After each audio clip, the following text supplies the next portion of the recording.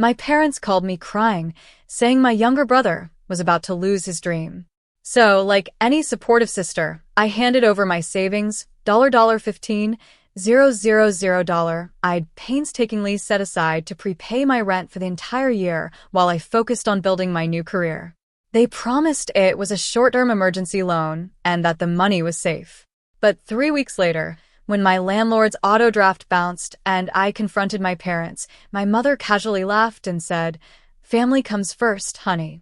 He needed a fresh start, so we used it as collateral for his commercial bank loan. They thought they'd backed me into a corner where I'd just swallow the loss to keep the peace. What they didn't realize was that the commercial bank holding that loan was the exact same regional branch where I work as the senior audit manager. And they had no idea what paper trail they'd just created. My name is Clara. I'm 31 years old, and if my career as a senior financial auditor has taught me anything, it's that numbers never lie, people do. Growing up, my home operated on a very strict, unspoken hierarchy. At the top was my younger brother, Julian, a 27-year-old serial entrepreneur whose charm was only matched by his total inability to manage money.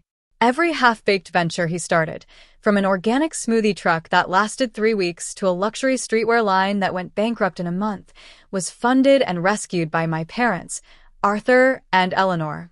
Julian was their golden boy who could do no wrong, while I was expected to be the sensible, self-reliant daughter who never caused a scene. Because I knew I couldn't rely on a safety net, I lived exceptionally frugally. I spent months saving every spare dollar from my salary into a dedicated account, building up a $15,000 reserve. My plan was simple and practical. Pay my entire year's rent up front so I could focus on my career without the constant monthly stress. I thought I was securing my own peace of mind. I had no idea that my parents were already eyeing my hard-earned security, ready to sacrifice it for Julian's latest grand delusion. It all started on a rainy Tuesday evening when my phone began ringing uncontrollably. It was my mother, Eleanor. The moment I answered, I was hit with a wall of hysterical sobbing. Between her breathless gasps, she managed to wail that Julian was on the absolute brink of ruin. His latest venture, a trendy, high-end boutique coffee shop downtown, was facing immediate closure. According to my mother, a supplier had unexpectedly demanded an emergency $15,000 payment for imported espresso machines, and if Julian couldn't settle the debt by Friday, they would repossess the equipment and force him into public bankruptcy. "Clara, you're his older sister. You have to save him," my mother pleaded, her voice trembling with theatrical desperation. "Your father and I don't have that kind of liquid cash available right now. Just lend us the money for 30 days. It's just a temporary cash flow hiccup until his new investors sign." I felt a pit form in my stomach. That $15,000 was my entire rent reserve, the money meant to guarantee my roof for the next 12 months. But my mother wouldn't stop crying, insisting that Julian's entire future hung in the balance.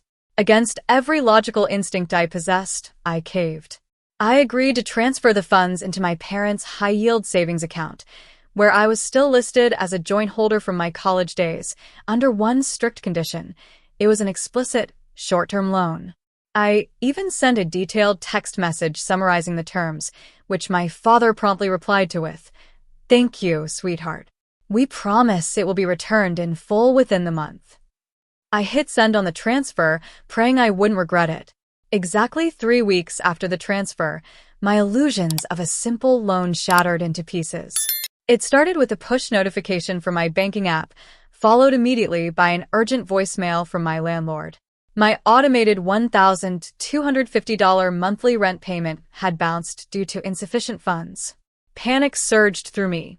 I opened my banking app, expecting to see my pristine $15,000 rent reserve untouched in the joint savings vault.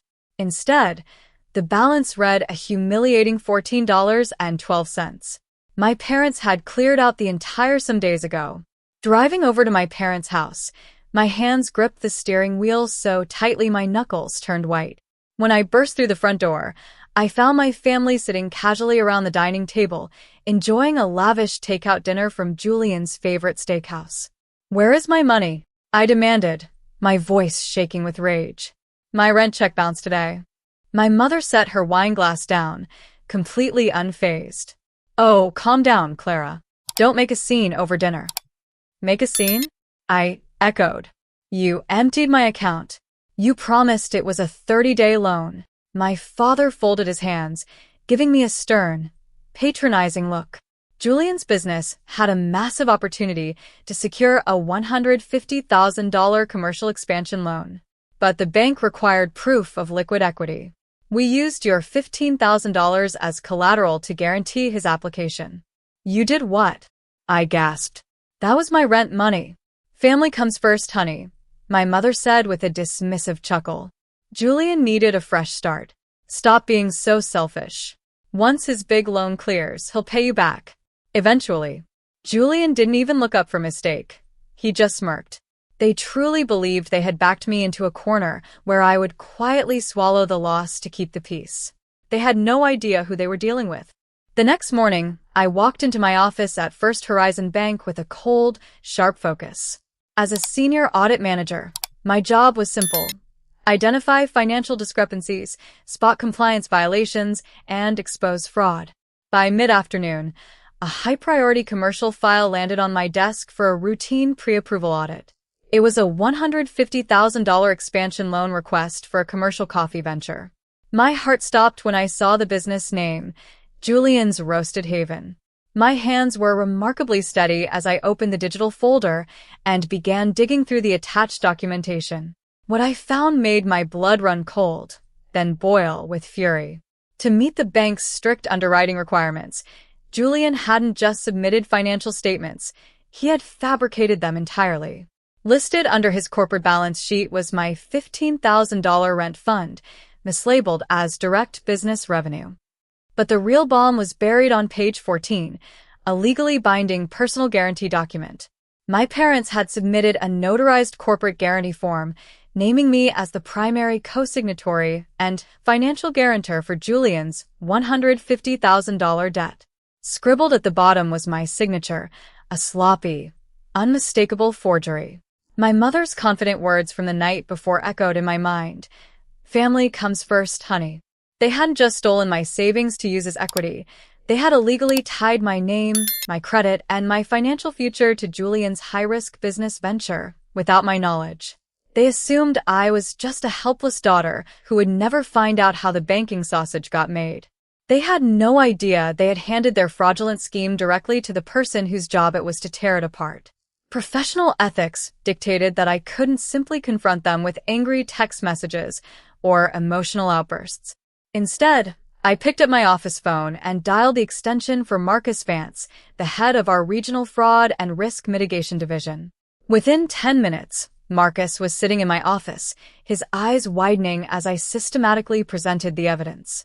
I laid out the original transfer receipts proving the $15,000 belonged to my personal rent fund, the text messages confirming it was a personal loan, and finally, my clean signature on my bank employment contract next to the blatantly forged co-guarantor signature on Julian's application. This isn't just a loan rejection, Clara, Marcus said, his voice grave as he flipped through the forged documents. This is bank fraud, identity theft, and attempted financial misrepresentation.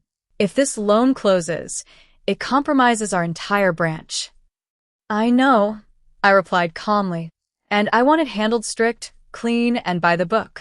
Because I was an employee, bank protocol required me to recuse myself from acting as the official auditor on the case to avoid a conflict of interest. But Marcus agreed to let me observe the formal resolution. Rather than calling the police immediately or flatly denying the application online, Marcus devised a trap to catch them red-handed. He instructed the loan officer to invite Julian and my parents into the executive boardroom for an urgent pre-funding confirmation meeting.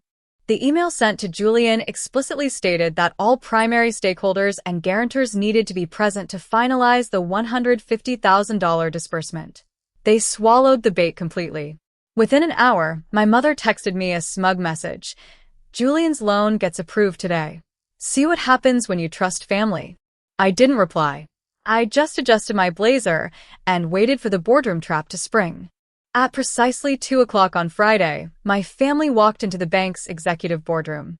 Julian was wearing a tailored suit he clearly couldn't afford, and my mother had her chin tilted up, radiating unearned triumph. They expected to sign a few final papers and walk out with a $150,000 credit line. Instead, they found Marcus Vance, the bank's lead corporate counsel, and me sitting silently at the head of the conference table. Clara, my mother, blinked, her smile faltering slightly. "What are you doing here? Is this some kind of joke?"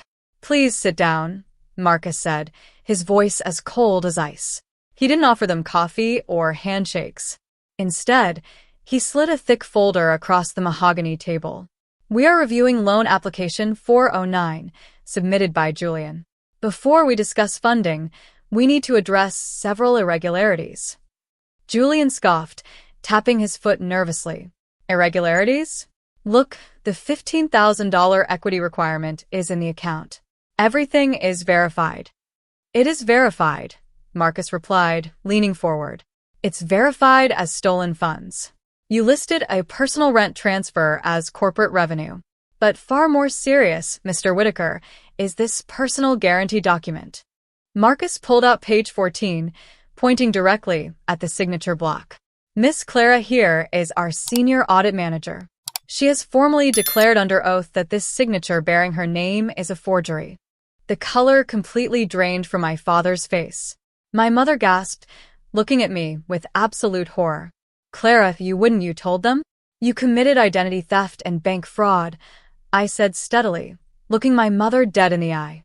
Marcus didn't give them a chance to recover. Because the $15,000 was deposited fraudulently into a joint account, First Horizon Bank has executed an immediate administrative clawback. The money has been returned to Clara's individual account.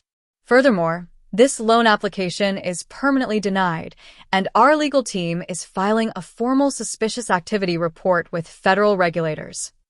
Julian slumped back in his chair, utterly defeated, while my parents sat in stunned, terrified silence. The trap had closed.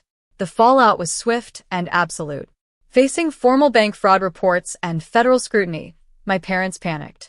To avoid Julian being criminally indicted for identity theft, they were forced to hire an expensive criminal defense attorney. To cover his skyrocketing legal retainer and repay his mountain of vendor debts, my parents had to sell their prized luxury RV and liquidate a portion of their retirement fund.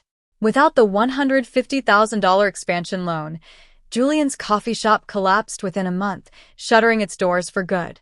The Golden Boys business empire vanished into thin air, taking my parents' financial security along with it. As for me, my $15,000 rent fund was safely back in my sole control. I immediately paid my landlord for the full year, securing my home and my peace of mind.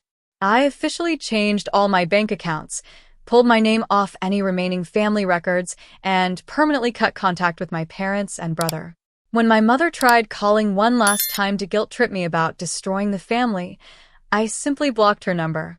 Standing in my quiet apartment, I finally felt free. I had protected my future, set an unbreakable boundary, and taught my family a lesson they would never forget. You cannot steal someone's peace and expect a happy ending. What would you have done if you found out your own family forged your signature for a loan? Would you have turned them in or kept the peace? Let me know in the comments below. And if you enjoyed this story, don't forget to like, subscribe, and click the video on your screen for another crazy revenge story.